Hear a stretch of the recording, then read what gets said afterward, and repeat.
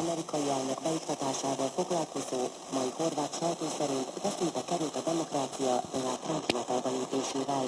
A legmarkánsabb bírálatot a Telegram című baloldali portál fogalmazta meg, amely szerint Trump beiktatási beszéde tipikusan fasiszta volt. Ezt a retorikát használta korábban Hitler, Mussolini, Peron és más arab és afrikai diktátorok, írta a portál hozzátéve, hogy így beszélt Slobodan Milosevic is a délszláv háború előtti megszólalásaiban. Milosevic állandóan a szerbek fenyegetettségéről szónokolt Jugoszláviában. Az a politikus, aki az elnyomott nép közvetlen védelmezőjeként akar fellépni, politikai intézmények közreműködése nélkül nagy veszélyt jelent a demokráciára, hangsúlyozta a portál.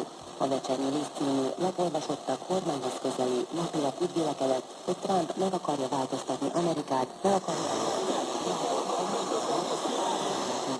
azt a Trumpot láttuk, akit ismerünk, írta a lap a vezércikkben. Kiemelte, egy ilyen Trumpal, akinek mintha 7 mandátum megvezetésére is lenne elég ereje, nehezen fognak boldogulni a világ és Európa vezetői. A Jutarnyi című liberális napilap szerint az új amerikai elnök a világ elé tárta az abszolút önzés himnuszát. Annyit az Isten, Trump az egy profétája, összegezte a beiktatási beszédet a lap.